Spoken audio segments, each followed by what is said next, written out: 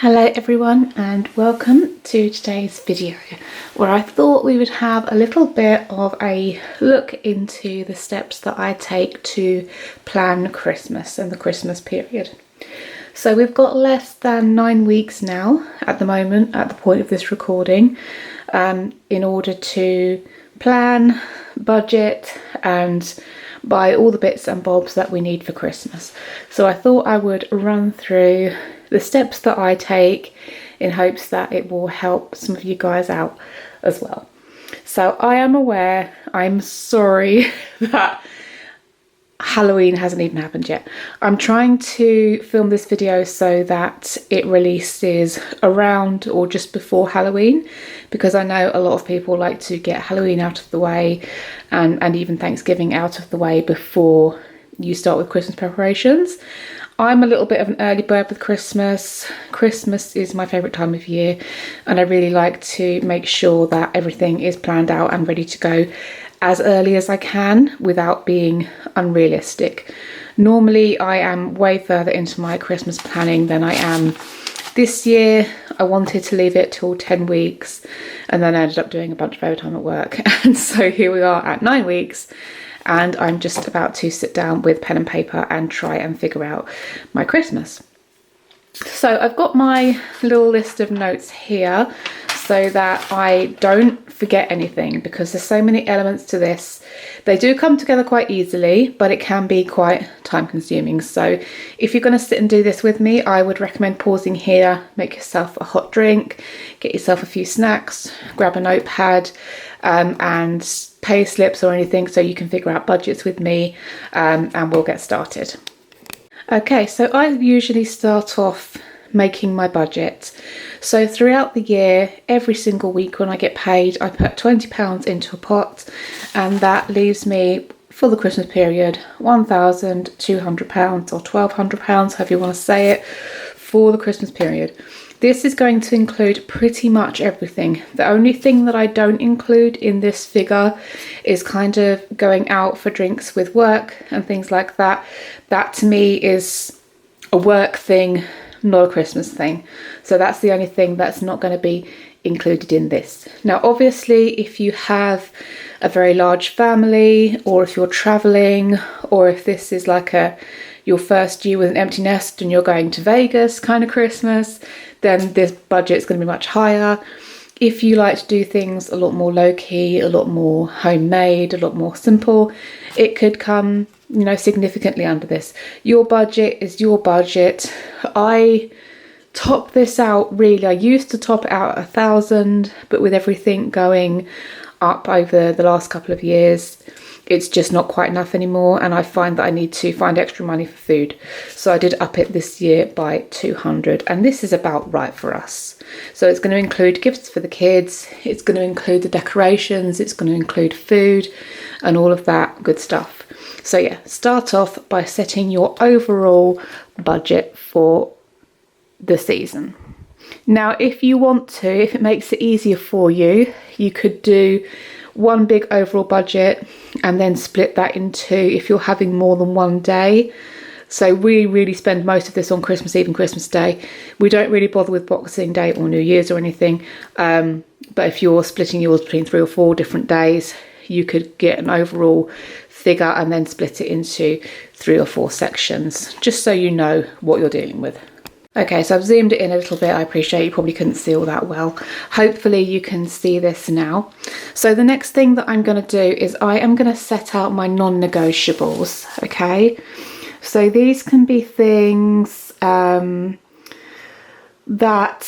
I think most of the time it tends out to be like traditional things that you do every year, but it also could be new things that you're trying to put into Christmas as well. So the things that you absolutely won't do without on Christmas, for us as our family in particular, it's Christmas Eve. If nothing else goes to plan around Christmas, then Christmas Eve needs to. That is the one day where me and my kids will come together. We play games, we watch movies, we have snacks, we do the Christmas Eve box. It's just a lovely, lovely feeling. And we tend to look forward to Christmas Eve a lot more than we do Christmas Day. So if everything else fails, if I suddenly become bankrupt or something like that, Christmas Eve is my non-negotiable. Now, it could be something very different for you. It could be, I don't know, maybe travelling to an ice rink each year with the kids, and every year you go ice skating. It could be, like I say, something new that you're trying to implement that you haven't done before. Maybe you have gone from a couple to a small family, you have your, baby for the first year, and there's some things that you would like to try and get together as a tradition to carry on in the future. But pop that down on your non-negotiables list. Okay, so as you can see, I have written down all of my non-negotiables. I don't really have that many. You could have 1, you could have 10.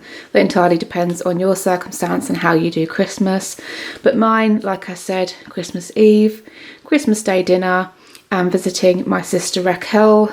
They are things that I do every single year, regardless. Obviously, most people have Christmas dinner every year. It's those kinds of set in stone, this doesn't happen any other time of year, it can't really be put off things, non-negotiables. So now that we have those, we can create a little timeline of I do mid-November through to early January. You can create yourself a little timeline and put your non-negotiables on that timeline. And then as we're going through, getting closer and closer to Christmas, you can start adding extra little bits and bobs onto that timeline. So you can see at a glance your availability, you can see where you've got a lot of time where you don't have much going on. Maybe you could move some food prep there, maybe you could do some gift wrapping there, that kind of thing. It stops Christmas from feeling like this huge rush in that last week before the actual big day itself. So now I'm going to create a little bit of a timeline, just a rough one so you can see. I will do my timeline properly on a separate sheet of paper because I do tend to fill it in as I'm going along. But you'd start here with this being mid-November, and this is usually when I would put up my Christmas tree. I am early with my tree purely because I create content on YouTube and lots of people like to see different styles of tree, different techniques of decorating the trees and things like that. I'll do the timeline all the way to the end, which will be New Year's. So around here will be Christmas Day. Sorry for my awful handwriting. It's normally a lot neater when I'm not rushing. And then here we have Christmas Eve, of course. And then Boxing Day. We don't usually do too much around Boxing Day, but we might be heading out this year to see some family. So we put all of the set in stone things here. So we've got Christmas Eve, that's the non-negotiable, so put a little star there. Christmas dinner is obviously going to be on Christmas Day, a little star there. Now, visiting my sister, we have scheduled for kind of late November. So I'm going to pop it here.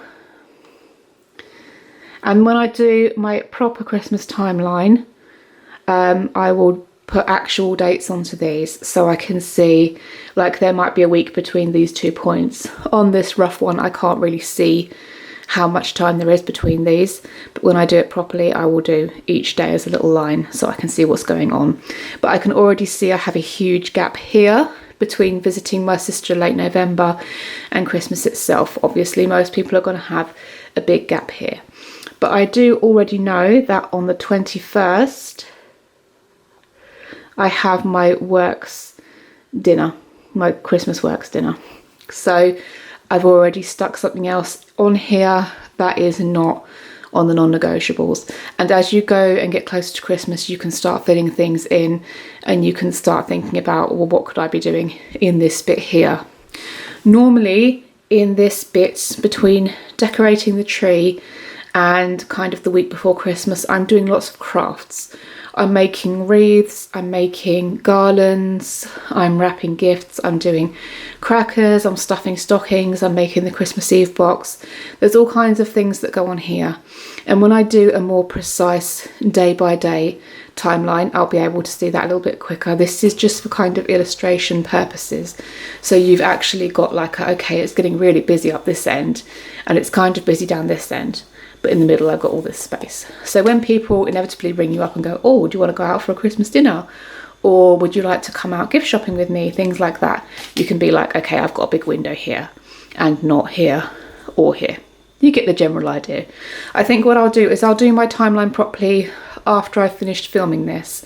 And I will just put a clip of it at the end so you can all see kind of what it's going to look like at the end.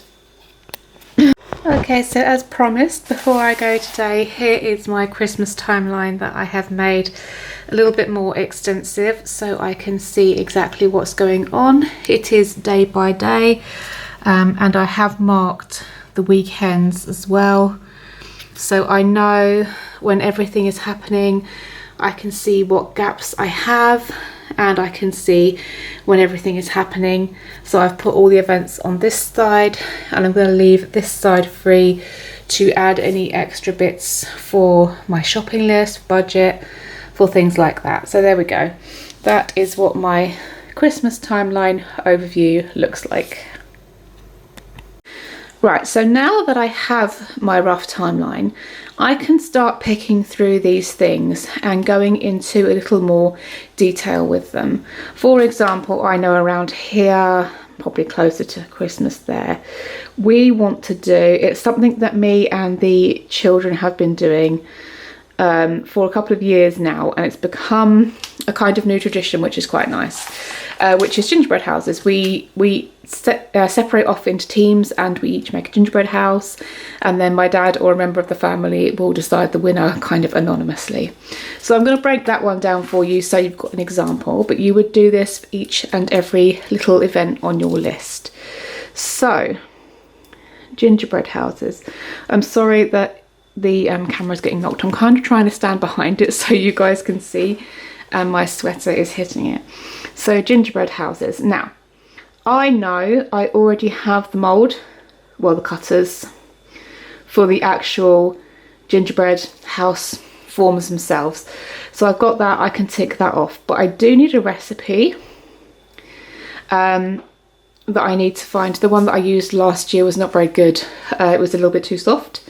And so we had trouble doing the houses. We need decorations for the houses. We need boards to put the houses on.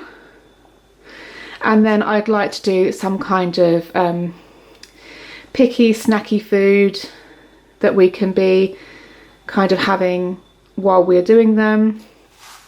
Or perhaps a Christmas movie on in the background, things like that. So it just gives me a little bit more detail as to the bits that I will need for this. So I know that on my shopping list I can put decorations, so cute little sweets, candy canes, things like that. I know that I need to put boards onto my shopping list. Snacky foods need to go on the shopping list, but things like Christmas movie, I know that I've got to renew my Netflix. I came off Netflix a little while ago, and I was planning on popping it back on for all the Christmas films between November and January. So I've got to go and kind of re-sign up to Netflix. So we're going to break each of our little things down into sections like this. And then on a separate notebook or on your phone, you can start a kind of running list of all the bits that you need, so that when you're out and about, you're not trying to guess, you're not trying to remember all the things for all the events. You've got it all written down and you can get it done in plenty of time. Obviously, I'm aware this is going to take quite a lot of time, especially if you are quite busy if you have a big family, or if you have quite a lot of friends and you're out doing a lot of social things. This is going to take quite a lot of time. Take your time. What I would do if you are very busy, if you have quite a lot on your timeline already, is I would take 1 or 2 events a day and break them down each day. because you're going to get overwhelmed if you're trying to do it all in one sitting. But once you have figured out your details, you can then set, if you want to, I like to because it's nice to keep on top of it, is I can set a budget for each thing. So I already have the cutters for the gingerbread houses. The recipe is not going to cost me anything, I can find that online. The ingredients will, so I need to factor that in, and the decorations and the boards and the snacks and Netflix.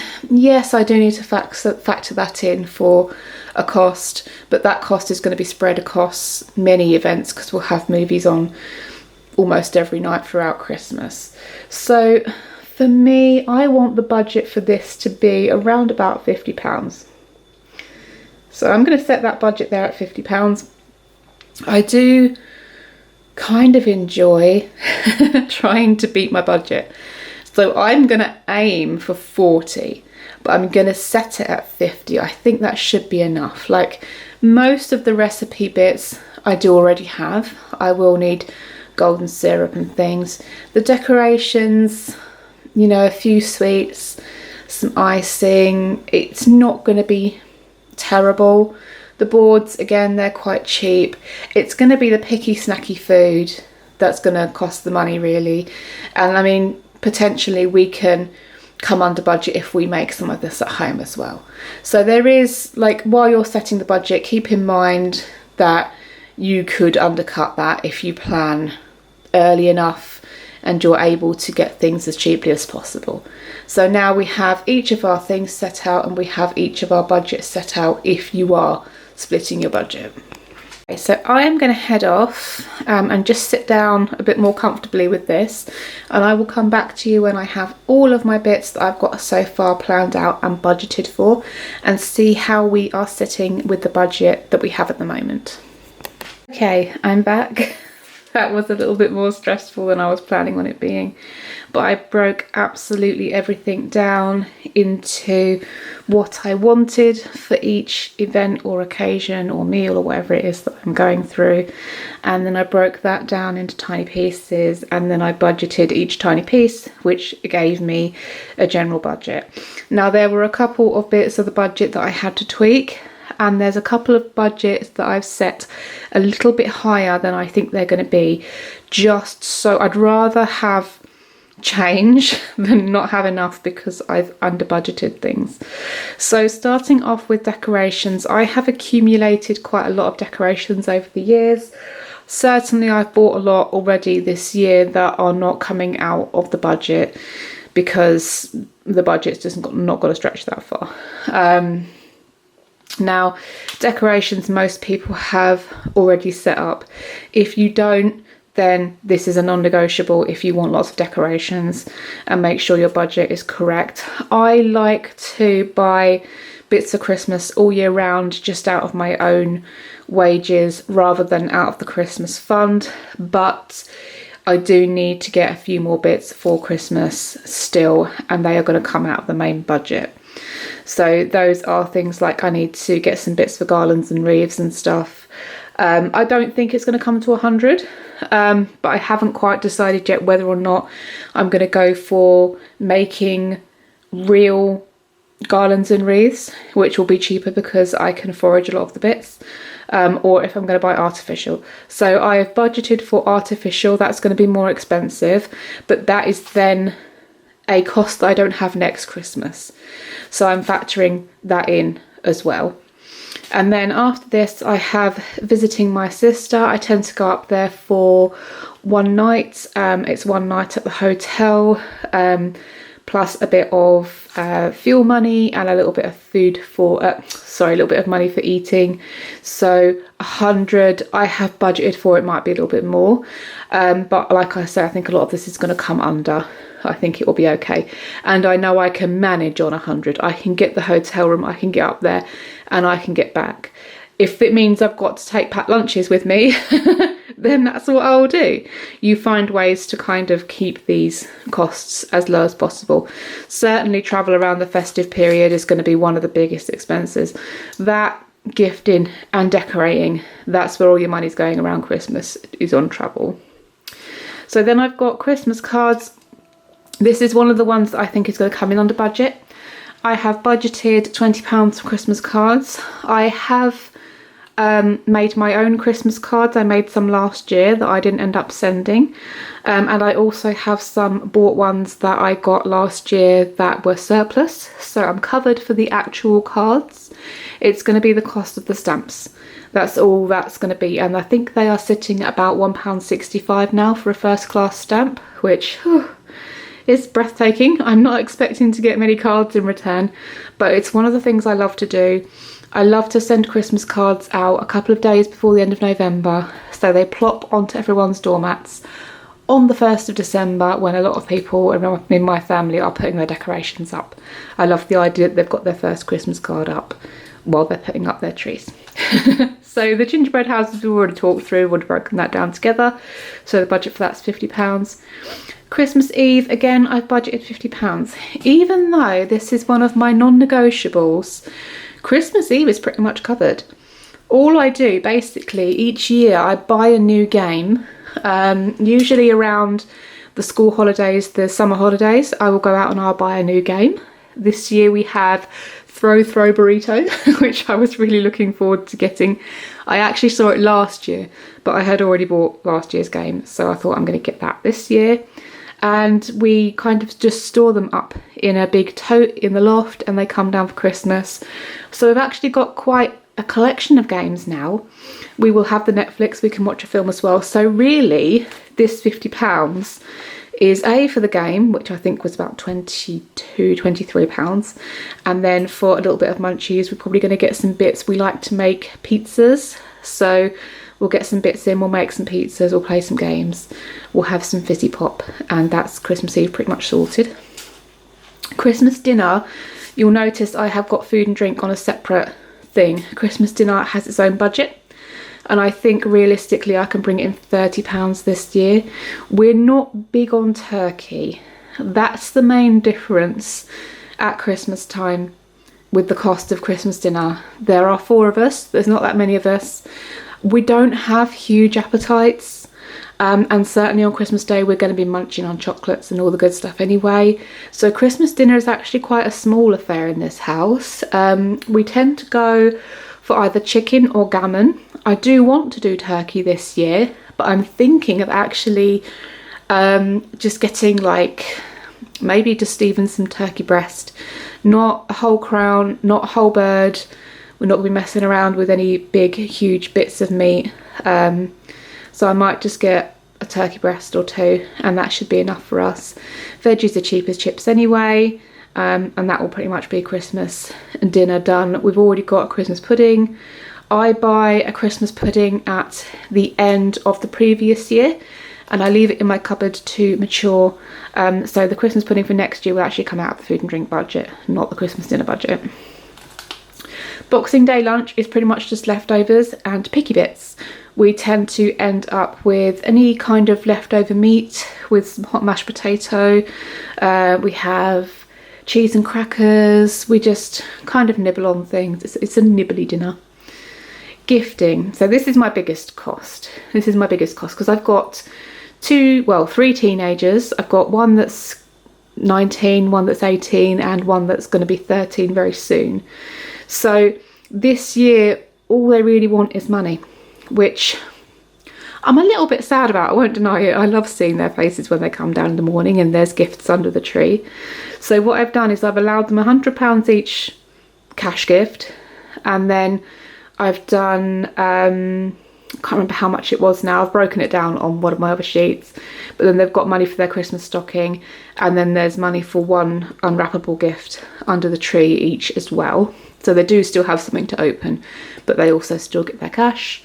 And then I've got a £100 budget for others. I don't think I'll spend that much this year. Nobody really in my family has got a lot of money, so we've kind of agreed that we're not going to gift each other, we're just going to spend time with each other instead. So the £100, I might just make some cookies, little bits and bobs that I might just give to other people. If I don't end up spending this on gifting, I'll pop it up in the visiting Raquel bit there. So this is movable. It can be like a contingency. And then food and drink, £200. Now that seems like a lot for one day, because it's not for one day. This is going to be for the whole week between Christmas and New Year's. So I'll try and get my food delivered somewhere around the 23rd. I'm waiting for the slots to open for the delivery. And then I will bake off as much as I possibly can, make meals in advance so we can pretty much just laze around the place for the Christmas week. Usually I spend about £100 a week on food, so I've doubled it because obviously at Christmas you want all the little snacky things, all the nice drinks, all the chocolates, things like that. So that's doubled to 200. Again, there's probably going to be some change from this. And then Netflix for the 2 months, £22. So it's £10.99 a month for 2 screens. We'll all be sitting together watching the films anyway. So yeah, £22 for the 2 months, and that is my budget. It all comes in under budget. Let me just total up how much it is. One moment. Okay, so that comes in at the moment at 1172, which gives me just under £30 of spare. I'm just going to write that down. Now, it's very easy to get carried away at Christmas. Certainly for me, if I go up to my sister's and we end up going out shopping, I'm going to end up buying a few more decorations, which is another reason why I've kind of overshot the decorations pot. I have already got quite a lot. I've been shopping all year for decorations out of any spare money that I had. So I do really have quite a lot already, but there are a few bits that I'm going to be on the lookout for. So I've overshot that one. But I'm quite happy with that budget coming in around there. And then literally on Boxing Day, I will start putting the £20 aside again each week. It's basically on a direct payment from my bank into a little pot, a little separate account that is just for Christmas. And that is my Christmas budget. Hopefully that's been helpful. I'm aware that we've only got a couple of paydays until Christmas for those of you who are paid monthly. I'm very fortunate in that I'm paid weekly, and that really, really helps me to budget. I was hopeless on a monthly budget.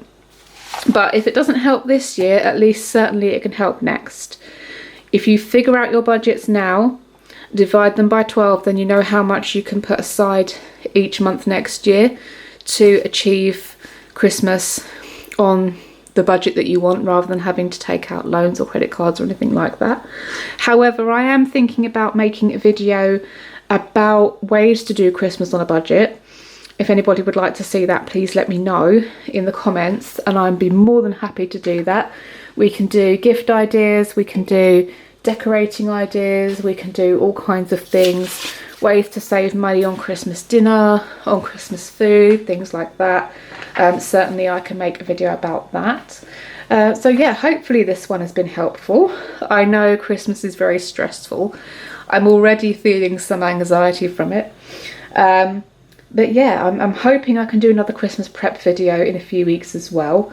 So again, if there's any questions you want to ask, anything you want me to go over, please let me know. And I will see you in the next one. Have a great day. Bye bye.